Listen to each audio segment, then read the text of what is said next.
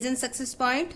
आज हम करेंगे 12th अकाउंटेंसी का चैप्टर 5 रिटायरमेंट और डेथ ऑफ ए पार्टनर। तो आज हमारा ये पार्टनरशिप का 4th चैप्टर है और वैसे बुक में देखें तो हमारा बुक के अकॉर्डिंग 5th चैप्टर है। आज का जो हमारा चैप्टर है इसका नाम है रिटायरमेंट, अवकाश ग्रहण और डेथ ऑफ ए पार्टनर, यानी कि पार्टनर की मृत्यु हो जाना। तो ये बहुत ही इंपॉर्टेंट चैप्टर है और इस चैप्टर का जो है आपको बता देती हूँ, 2 चैप्टर है। एक तो आपका आता है एडमिशन जो हमने कर लिया और दूसरा है आपका रिटायरमेंट का। ये जो 2 चैप्टर है इनको आप ये कह लो कि वेरी वेरी इंपॉर्टेंट चैप्टर है। क्यों है? अपने हरियाणा बोर्ड के अंदर एक क्वेश्चन आता है जिसमें या तो थ्योरी का इसमें से आएगा या फिर थ्योरी का इसमें से आएगा, यानी कि दोनों में से थ्योरी के क्वेश्चन भी आने के चांस है और प्रैक्टिकल भी आने के चांस है। तो आप अगर दोनों चैप्टर बहुत अच्छे तरीके से कर लेते हैं तो ठीक है, अदरवाइज इन दोनों में से एक चैप्टर के तो प्रैक्टिकल और थ्योरी दोनों कर ले और एक चैप्टर की थ्योरी कर ले। जो भी आपको इजी लगे उसी चैप्टर के आप दोनों चीजें कर सकते हैं। तो आपके इन दोनों के चैप्टर का जो आता है टोटल मार्क्स आते हैं आपके 15 नंबर के। अब देखो, एक क्वेश्चन 8 नंबर का, एक 4 नंबर का आता है और एक नंबर के भी आते हैं कुछ क्वेश्चन। तो इस तरह से टोटल जो होता है वो 15 नंबर का होता है। 8 और 4 का तो फिक्स है और ये जो हमारे 3 नंबर के क्वेश्चन है इसमें से 2+1 भी आ जाता है या फिर 1+1+1 भी आ सकता है। ज्यादा चांसेस 2+1 के आने के होते हैं। तो हमारा जो 15 नंबर है ये आपके तैयार हो जाते हैं अगर इन दोनों चैप्टर में किसी एक चैप्टर के तो आपने दोनों चीजें कर ली और किसी एक चैप्टर की कोई एक चीज यानी कि थ्योरी कर ली। पर मैं आपको कहूंगी कि आपको कॉमर्स में लंबी रेस का घोड़ा बनना है तो आपको दोनों ही चैप्टर अच्छे तरीके से करने चाहिए। जो ये मैं तरीका बता रही हूँ ये केवल उन स्टूडेंट के लिए है जिनको केवल पास होना है। तो हम स्टार्ट करते हैं। अब आता है हमारा जो रिटायरमेंट होती क्या है। देखो, इसको समझने की कोशिश करेंगे। मान लेते हैं A, B और C 3 पार्टनर है, ठीक है। इन्होंने यहां से बिजनेस स्टार्ट करके इस पॉइंट पे आ गए। इस पॉइंट पर आए तो बी जो है वो रिटायरमेंट हो रहा है। कौन हो रहा है? बी रिटायरमेंट हो रहा है। तो अब देखो, इस दूरी में यहां से यहां के बीच में जो भी आपकी गुडविल होगी, ठीक है, जो भी प्रॉफिट होगा, ठीक है, जो भी लॉस होगी वो किसका होगा, और रीवैल्यूएशन की लॉस होगी वो किसका होगा? इन तीनों का होगा। तो देखो, अब ये पार्टनर तो अभी है और बी आपका जा रहा है, तो इन सभी चीजों में जो बी का हिस्सा बनेगा, मान लेते हैं 3:2:1 का रेशियो है, ठीक है। तो बी का जो हिस्सा बनेगा वो हिस्सा बी के कैपिटल अकाउंट में क्रेडिट कर दिया जाएगा। हाँ, अगर लॉस है तो कैपिटल अकाउंट में डेबिट कर दी जाएगी। तो ये सारी चीजें इस टाइम तक ये पार्टनर को, रिटायरिंग पार्टनर को इसलिए दिया जाता है क्योंकि इसने भी इस टाइम कैपिटल लगा रखी है, ये भी वर्क कर रहा था। इस कारण से हम क्या करेंगे, इसमें इसको हिस्सा देंगे। तो इन सभी चीजों में, चाहे वो गुडविल हो, चाहे वो प्रॉफिट हो, चाहे वो लॉस हो, चाहे वो रिवैल्यूएशन का प्रॉफिट और लॉस हो, इनमें जो प्रॉफिट वाली चीज है तो उसको पार्टनर, कौन सा पार्टनर, ये मान लेते हैं बी है, तो बी पार्टनर जो कैपिटल अकाउंट है उसमें क्रेडिट कर देंगे और अगर लॉस है तो उससे, यानी कि बी जो जाने वाला पार्टनर है उसकी क्रेडिट कर देंगे। अब बात आती है आगे की। यहां भी बिजनेस तो चल रहा है, क्या इसमें भी बी का हिस्सा होएगा? नहीं, इस हिस्से में बी का हिस्सा नहीं होएगा। ये किस किस का रहेगा? ए और सी का रहेगा। अब देखो, यहां पर बी जा रहा है पर कुछ भी नहीं कहा गया कि बी जो है अपना ये 2 रुपए है वो ए और सी में कैसे कैसे दे के जाएगा, कुछ नहीं कहा। तो हम मान लेंगे कि इनका जो नया रेशो है वो पुराने जितना ही है। कितना? पहले जितना ही। ये कंडीशन कब आती है? जब बी ने अपने हिस्से के बारे में कुछ नहीं कहा कि मैं अपना 2 रुपए है वो ए को सी को कितना कितना दूंगा, इसके बारे में कुछ नहीं कहा गया। तो आगे जब न्यू रेशियो आएगा वो उतना ही रहेगा जितना ओल्ड रेशियो है। जैसे ए और सी का 3 और 1 है, तो नया रेशियो इनका ए और सी का 3:1 हो जाएगा, बी बीच में से गायब हो जाएगा। तो इस तरह से एक रिटायरिंग पार्टनर इन तीनों में से निकलकर चला जाता है और बाकी बचते हैं 2 पार्टनर ए सी और उनका रेशियो होता है A3:1। ठीक है, अगर ये कह देता तो हम क्या करते, इसको बांट के कुछ इसमें ऐड कर देते और कुछ इसमें ऐड कर देते, फिर क्या आपका 3:1 नहीं रहता रेशियो? नहीं, फिर इनका रेशियो चेंज हो जाता। ठीक है, तो हमने कुछ कुछ इससे ये पता लगाया कि रिटायरमेंट होता क्या है, रिटायरमेंट पर जो रिटायरिंग पार्टनर होता है उसको हम क्या देते हैं और उसका जो रेशियो होता है वो किस तरह से एडजस्ट करते हैं।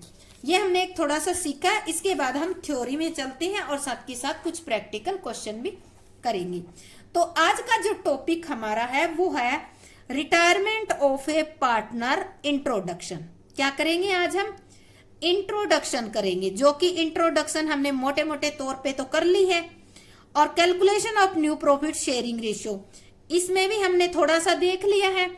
अब हम इसको स्टडी करेंगे एज सवाल करने के तरीके से और थ्योरी लिखने के हिसाब से। तो देखो, साझेदार का अवकाश ग्रहण करना या रिटायरमेंट ऑफ ए पार्टनर, अगर इनकी थ्योरी आती है तो आपको किस तरीके से लिखनी है।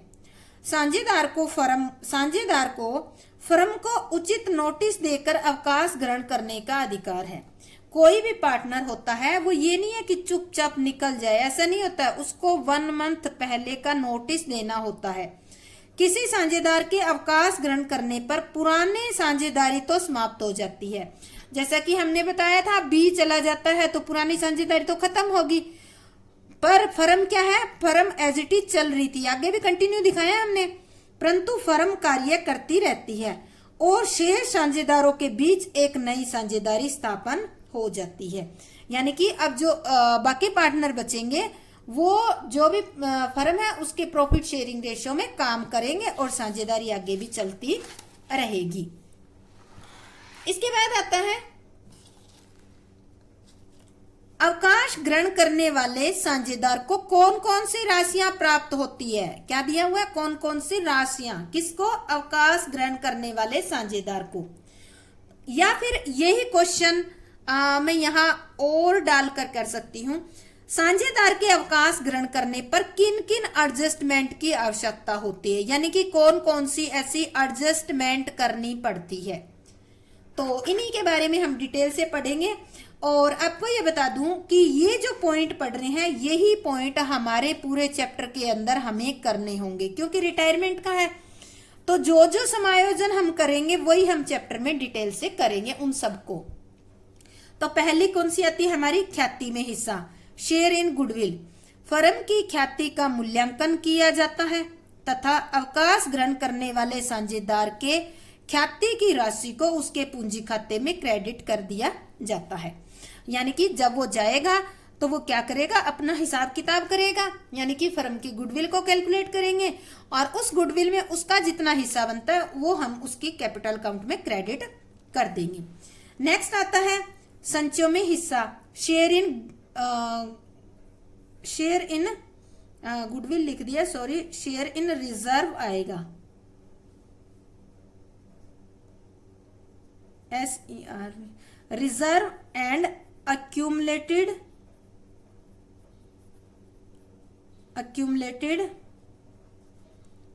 Profit and loss. ठीक है, तो ये हो गया संचयों में हिस्सा, यानी कि share in reserve and accumulated profit and loss. पिछले वर्षों के अवितरित लाभ ही संचय में होते हैं, यही होते हैं क्योंकि सबकी मेहनत का किया हुआ प्रॉफिट इन्होंने रिजर्व कर रखा है।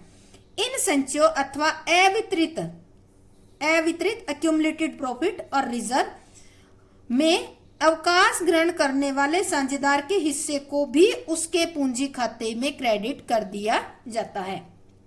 यानी कि कोई भी रिजर्व है, कोई भी प्रॉफिट है, कोई भी लॉस है, यानी कि प्रॉफिट है तो वो सारा का सारा इसके जो जाने वाला पार्टनर है उसके खाते में कैपिटल अकाउंट है, ध्यान रखना, इसमें क्रेडिट कर देंगे, और लॉस है तो कैपिटल अकाउंट में डेबिट कर दिया जाएगा। नेक्स्ट आता है संपत्तियों एवं दायित्वों के पुनर्मूल्यांकन में हिस्सा, share in revaluation of assets and liability. अवकाश ग्रहण करने की तिथि पर संपत्तियों एवं दायित्वों का मूल्यांकन किया जाता है, यानी कि जिस दिन कोई भी पार्टनर रिटायरमेंट होता है तो उस दिन पूरी फर्म की एसेट्स और लायबिलिटी को रीवैल्यूट किया जाता है, और ये रीवैल्यूएशन सेम वैसे ही किया जाता है जैसे आपने एडमिशन वाले चैप्टर में किया था, कोई अलग नहीं है, सेम वही तरीका है। इसके बाद हम क्या करेंगे, रिवैल्यूएशन करने के बाद उस रिवैल्यूएशन अकाउंट का प्रॉफिट और लॉस होगा, तो प्रॉफिट और लॉस होगा तो हम क्या करेंगे, रिवैल्यूएशन के प्रॉफिट से उसके हिस्से को, उस रिवैल्यूएशन में जो भी प्रॉफिट आएगा उसमें जो रिटायरिंग पार्टनर है उसका हिस्सा जो भी होगा उस हिस्से से उसके कैपिटल अकाउंट में क्रेडिट कर देंगे, और अगर रीवैल्यूएशन में लॉस निकलती है तो उसके हिस्से को उसके कैपिटल अकाउंट में डेबिट कर दिया जाएगा। सीधी सी बात है, इतना ध्यान रखना है, अगर कोई प्रॉफिट है पहले का पड़ा है तो जो रिटायरिंग पार्टनर है उसके कैपिटल अकाउंट में क्रेडिट कर देना है, अगर कोई लॉस है तो डेबिट कर देनी है। अब आती है बात, अवकाश ग्रहण करने वाले साझेदार को उपरोक्त प्रकार से ज्ञात की गई राशि का भुगतान या तो तुरंत कर दिया जाता है या फिर उसके ऋण खाते में ट्रांसफर कर दिया जाता है। देखो, जो पार्टनर रिटायर हो रहा है, दो तरीके से हम उसकी पेमेंट की एडजस्टमेंट कर सकते हैं। पहला तो जैसे ही वो रिटायरमेंट होता है उसको तुरंत भुगतान कर दिया जाता है, ठीक है, और दूसरा तरीका ये है कि उसको भुगतान नहीं किया जाता बल्कि उसका जितना भी पैसा बनता है उसको उसके लोन में कन्वर्ट कर दिया जाता है। क्या कहा, लोन अकाउंट में ट्रांसफर कर दिया जाता है, और फिर इस लोन पर ब्याज भी दिया जाता है। अब वो एक पार्टनर नहीं रहता बल्कि एक थर्ड पार्टी बन जाता है। क्यों? क्योंकि उसने अपना हिसाब किताब कर लिया है और वो पार्टनरशिप से निकल गया, एक थर्ड पार्टी की तरह ही वो अब बिहेव कर रहा है। इसके बाद आता है, ये आपका वेरी वेरी इंपॉर्टेंट पॉइंट आ रहा है आपका, accounting problem arise on the retirement of A partner, यानी कि साझेदार के अवकाश ग्रहण से संबंधित समस्याएं। इसको मैं वेरी वेरी इंपॉर्टेंट पॉइंट लिख रही हूं, ठीक है, और ये पॉइंट हम सारे अलग अलग वीडियोस के अंदर डिस्कस करेंगे। जैसे आपको एडमिशन ऑफ पार्टनर में मैंने 5 पॉइंट बताए थे ना, सेम इसमें भी वो 6 पॉइंट है। पहला है calculation of new profit sharing ratio and gaining ratio of the continuing partner. Calculation हम क्या करेंगे, प्रॉफिट शेयरिंग रेशियो की और गेनिंग रेशियो की करेंगे। इसमें हिंदी भी लिख रखी है, आगे जब बार बार रिपीट करूंगी तो शायद हिंदी ना लिखूं मैं। शेष साझेदारों के नए लाभ विभाजन अनुपात, शेष बोला इन्होंने, यानी कि चला गया वो पार्टनर, ठीक है, रह गए उन पार्टनर का लाभ विभाजन अनुपात, और गेनिंग रेशियो मतलब है ये जो पार्टनर है इन्होंने जाने वाले पार्टनर से कितना कितना प्राप्त किया। सेकंड है ट्रीटमेंट ऑफ गुडविल, ख्याति की एंट्री कैसे की जाएगी। थर्ड है हमारा accounting treatment for revaluation of assets and liability, संपत्तियों एवं दायित्वों के पुनर्मूल्यांकन का लेखा कैसे किया जाएगा। ये सेम वैसे ही किया जाएगा जिस तरह से आपने एडमिशन वाले चैप्टर में किया है। Accounting treatment of reserve accumulated profit and losses, ये जो है reserve accumulated profit and losses यानी कि संचय लाभों एवं हानियों का लेखांकन व्यवहार, यह भी थोड़ी देर पहले पढ़ा है। इन तीनों में जो भी रिटायरिंग पार्टनर का हिस्सा होगा वो उसके कैपिटल अकाउंट में ट्रांसफर कर देंगे, यानी कि उसको दे देंगे। पेमेंट टू रिटायरिंग पार्टनर, यानी कि जो पार्टनर है उसके हमने 2 तरीके बताए थे, या तो उसको कैश पेमेंट कर देंगे या फिर उसके लोन में ट्रांसफर कर देंगे। अवकाश ग्रहण करने वाले साझेदार को भुगतान करना। इसके बाद है adjustment of capital in proportion of profit sharing ratio. अब देखो ये जो है हम याद करेंगे इसमें, अब जो एक तो पार्टनर चला गया, ठीक है, बाकी रह गए जितने भी पार्टनर है वो ये डिसाइड कर सकते हैं कि हम उनकी जो कैपिटल है वो उनके प्रॉफिट शेयरिंग रेशियो में रहे। तो अब इस कंडीशन पे अगर उनके प्रॉफिट शेयरिंग रेशियो में रहेगी तो इनकी कैपिटल की क्या करनी पड़ेगी, एडजस्टमेंट करनी पड़ेगी। एडजस्टमेंट का मतलब है किसी पार्टनर की कैपिटल कम रह जाएगी तो उससे और मंगवा लेंगे, किसी की एक्स्ट्रा रह जाएगी तो उसको पेमेंट कर देंगी। तो ये हमारी कुछ एडजस्टमेंट थी, या हम ये कह लें कि प्रॉब्लम थी या समस्याएं थी जो हमें एक रिटायरिंग पार्टनर के टाइम कैलकुलेट करनी पड़ती है और उसको देना पड़ता है हिस्सा। तो ये पॉइंट बहुत ही इंपॉर्टेंट है। इसके अंदर हमारा पहला पॉइंट कौन सा आया था, पहला आया था calculation of new profit sharing ratio and gaining ratio of the continuing partner. तो आज हम पहला जो पॉइंट है वो पॉइंट का करने जा रहे हैं। तो हम स्टार्ट करते हैं। ये हमारा कौन से नंबर का पॉइंट है, फर्स्ट नंबर का पॉइंट है। मैं रेड पेन से लिख देती हूँ यहाँ पॉइंट नंबर फर्स्ट, पॉइंट लिखूंगी मैं हर लेक्चर के अंदर, ध्यान रखना।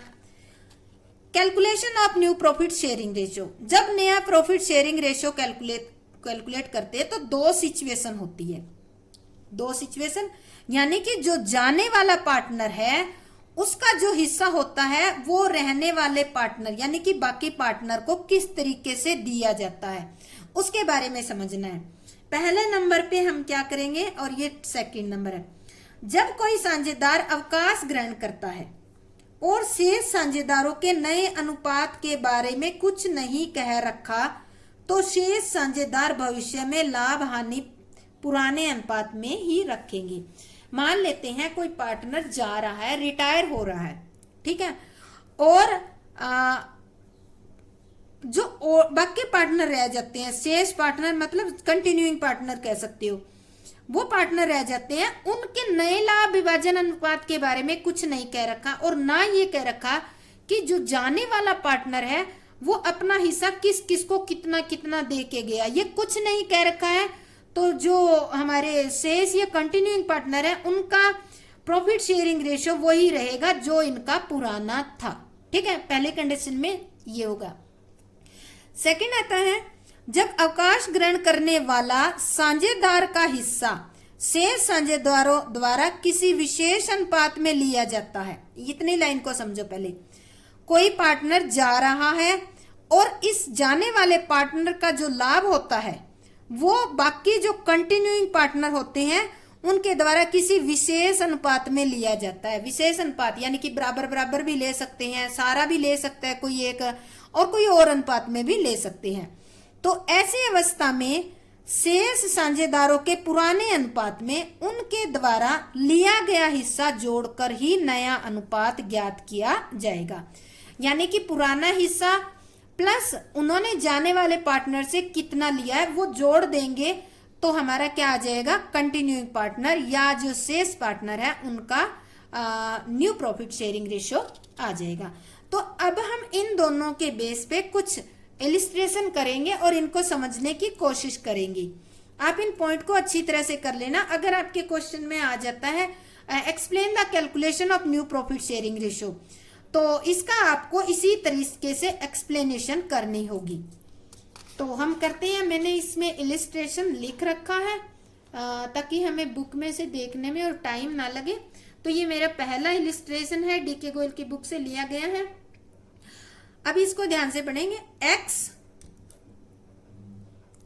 X, Y and Z are partners sharing profit and losses in the ratio of 3:1। कितना दे रखा है, 3:1 का दे रखा है। X, Y, Z तीन पार्टनर है और उनका शेयरिंग रेशियो कितना है, 3:1। आगे कह रहा है calculate the new ratio when, condition दे रखी है तीन। पहली कंडीशन क्या है, X रिटायर होता है, सेकंड कंडीशन में Y रिटायर होता है और थर्ड कंडीशन में Z रिटायर होता है। तो आपका रेशियो क्या हो गई, यानी कि कुल मिला के आप कह सकते हो कि तीन क्वेश्चन हो गई है। पर अब देखो इसमें ये नहीं कह रखा कि Z रिटायर हो रहा है तो वो अपना हिस्सा बाकी जो है Y और X रिटायर हो रहा है तो वो अपना हिस्सा Y और Z को कितना कितना दे के जा रहा है, कुछ नहीं कह रखा। तो इसका मतलब जो जाने वाला है वो चला जाएगा, उसका रेशियो हम इसमें से एलिमिनेट कर देंगे और बाकी जो बचे हैं उनका रेशियो वही रहेगा जो ओल्ड रेशियो है। तो अभी हम इसमें कैलकुलेट करेंगे new ratio of remaining partner.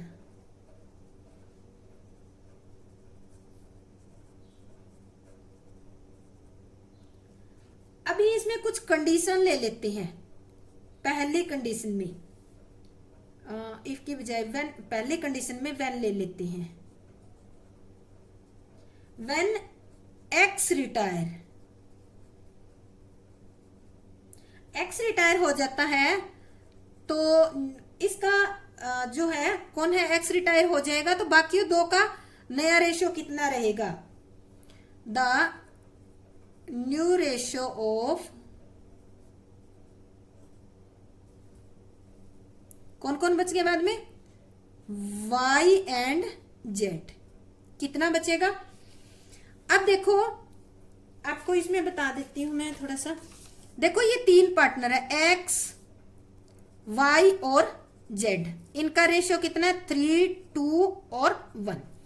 अब हमें कोई कुछ नहीं कह रखा इसमें, तो जो जाएगा उसको निकाल दो, काटा मार दिया, बाकी इनका कितना बच गया 2, 1। अब मान लेते हैं y चला जाता है तो x और z का कितना बच गया 3, 1। तीसरी कंडीशन में अगर z चला जाता है तो x और y का कितना बच जाएगा 3, 2 बच जाएगा। तो इस तरह से हम इसको सोल्व करेंगे जब ये ना कह रखा हो कि रिटायरिंग पार्टनर का हिस्सा जो है कंटिन्यूइंग पार्टनर कितना कितना लेते हैं। तो देखो इसमें कितना है हमारा, x चला गया तो कितना बचेगा, ऊपर रेशियो देखो कितना दे रखा है 3, 2, 1, और x का कितना 3 है तो इनका न्यू रेशियो होएगा 2, 1। ठीक है। अब सेकंड कंडीशन लेते हैं। सेकंड कंडीशन में दूसरा बंदा जाएगा, when y retire the new ratio of, अब y चला गया तो कौन कौन बच गया, x और z बच गए।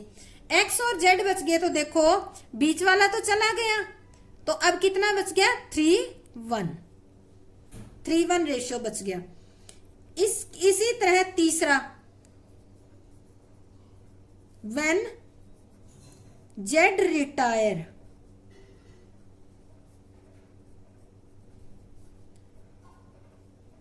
द न्यू रेशियो ऑफ, अब कौन कौन बच गया, z चला गया तो x और y बच गया। अब देखो 3, 2, 1 था, लास्ट वाला हमारा चला गया तो 3, 2 बच गया, तो इनका रेशियो आ गया 3, 2। तो इस तरह से हम इसके अंदर सॉल्यूशन करेंगे। जब ये कुछ नहीं कह रखा और केवल इतना ही दे रखा है, जैसे कि तीनों का ओल्ड रेशियो दे रखा है और सीधा ये कह रखा है कि ये रिटायर हो रही है और जाने वाले पार्टनर का हिस्सा है वो, और जो कंटिन्यूइंग पार्टनर है कितना कितना लेंगे, इसके बारे में कोई भी इंफॉर्मेशन नहीं है, तो आपका सॉल्यूशन इस तरीके से होगा। नेक्स्ट हम एक इलस्ट्रेशन और करते हैं। अब देखो ये सेकंड है, A, B and C are partner sharing profit in the ratio of,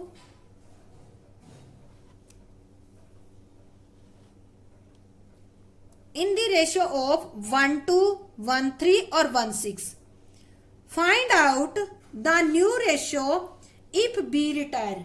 क्या कह रहा है यहाँ पर, B रिटायर हो रहा है तब आपको निकालना है इनका न्यू रेशियो। तो अब देखो यहां दे रखा है 1/2, 1/3, 1/6। तो इसको हम किस तरह से लिख सकते हैं, इसको हम लिख सकते हैं दिस कैन बी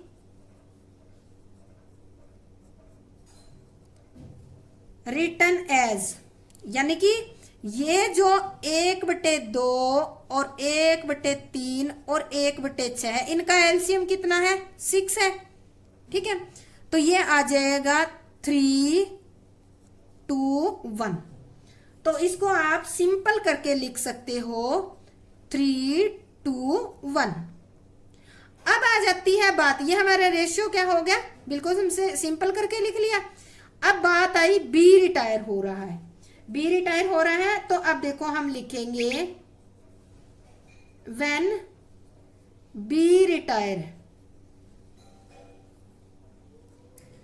द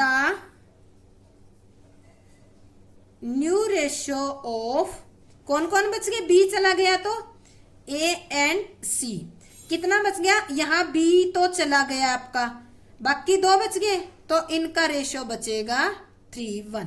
ये इनका कौन सा रेशियो हो गया, न्यू रेशियो हो कहलाएगा ये। तो इस तरह से अगर रेशियो ऐसे उल्टा पुल्टा दे रखा है तो आप इसको सिंपल कर लेना है, सबका एलसीएम एक जैसा होना चाहिए, तभी आपका सम ठीक आएगा। अगर हम ऐसे नहीं करेंगे तो गलत होने के चांसेस ज्यादा होंगे। ठीक है, ये तो सिंपल सा सवाल था, कोई फर्क नहीं पड़ना। हो सकता है आगे थोड़ी सी डिफिकल्ट हो तो या कुछ घुमा के दे रखा हो तो तब दिक्कत होने के चांसेस हो जाते हैं। इसके बाद नेक्स्ट हमारा आता है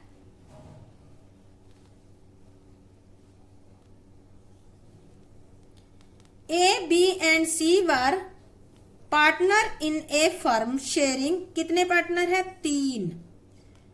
firm sharing profit in the ratio 5:4:3, बांट रहे हैं, सॉरी बांट क्या रही है, इनका रेशियो दे रखा है। बी रिटायर, रिटायर कौन हो रहा है, B, and he share was divided, ये देखो यहां आया divided equally between A and C, यानी कि बी जो जा रहा है, बी का हिस्सा कितना है, 4/12, 4 है। इसको ए और सी 1:1 के रेशियो में इक्वली बांट रहे हैं। Calculate the new profit sharing ratio of A and B, तो इन दोनों का हम रेशियो निकालेंगे। तो हम सॉल्यूशन में लिख देते हैं। सबसे पहले हम करेंगे जो बी जा रहा है उसका ए कितना लेगा और बी कितना लेगा, क्योंकि 4/12, 5, 4, 9 और 3, 12, 4/12 है, 4/12 का आधा आधा हमें करना होगा। तो हम लिखेंगे B share will be divided between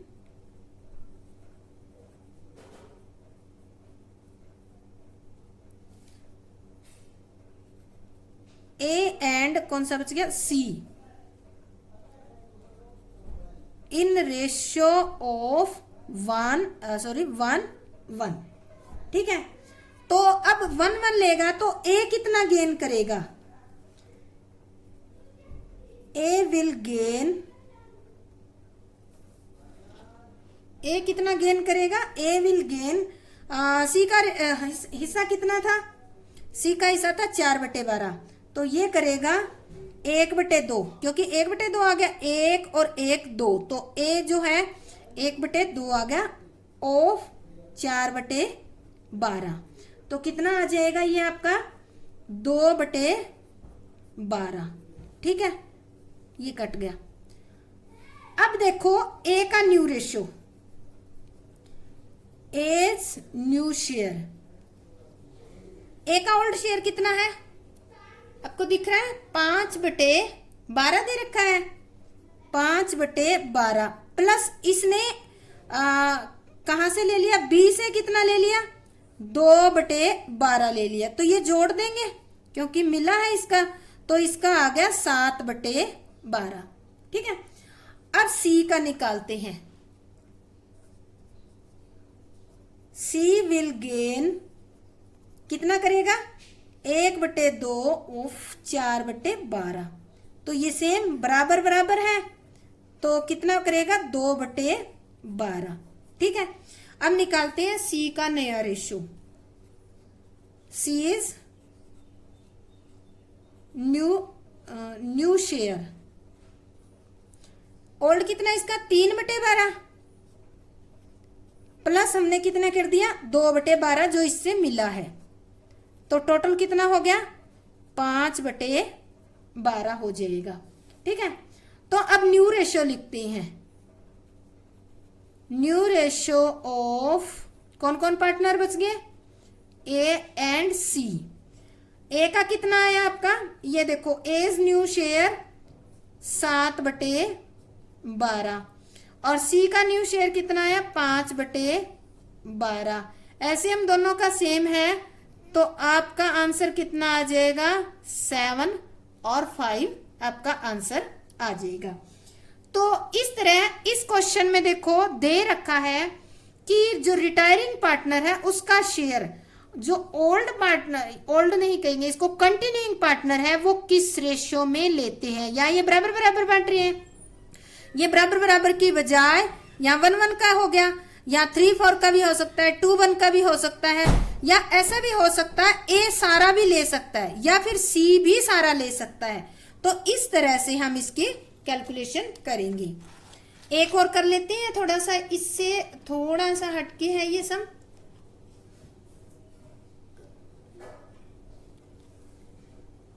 P, Q and R, P, Q and R partner sharing profit in the ratio 5:3:2, 5:3:2 के रेशियो में ये पार्टनर है। R रिटायर हो रहा है, R retire and he share is entirely taken by P, किसके द्वारा लिया जा रहा है? Entirely taken by P, P के द्वारा ले लिया जाता है। Calculate new profit sharing ratio. तो ये तो बहुत ही सिंपल हो गया, तो हम लिखेंगे share taken by P, P from लिख देते हैं, फ्रॉम कौन था ये? R, कितना ले लिया? R का सारा, R ये था ना हमारा R, तो 2/, ये हो गया 10, सारा का सारा ले लिया। तो अब हम निकालेंगे P's new ratio, new ratio नहीं कहेंगे, new share, P new share. P का ओल्ड कितना है देखो, 5/10 दिया हुआ है P का ओल्ड, ये रहा 5/10, ठीक है। इसने इसका ले लिया, R वाला भी सारा ले लिया, यानी कि 2/10, ये जोड़ देंगे तो अब इसके पास कितना हो गया? 7/10 हो गया। अब देखो Q शेयर, Q शेयर कितना रहेगा? Q शेयर 3/10, इसका रहेगा अनचेंज्ड। क्यों रहेगा अनचेंज्ड? क्योंकि इसने ना ही तो लिया है ना ही किसी को कुछ दिया है, इसलिए इसका अनचेंज्ड रहेगा। अब अगर आपको लिखना हो न्यू रेशियो ऑफ, कौन कौन है ये? P एंड Q, तो देखो P का कितना है? 7/10, और इसका कितना है? Q का है 3/10, LCM दोनों का कितना है? 10 है, तो आपका रेशियो आ गया 7:3। तो ये हमारा न्यू प्रॉफिट शेयरिंग कैलकुलेशन हो गया, या calculation of new profit sharing ratio हो गया। ये एडमिशन ऑफ पार्टनर वाले चैप्टर से ज्यादा इजी पड़ता है। अगर आपको अच्छे ढंग से समझ आ गया है तो मेरे चैनल को लाइक, शेयर और सब्सक्राइब जरूर करें। जय हिंद, जय भारत।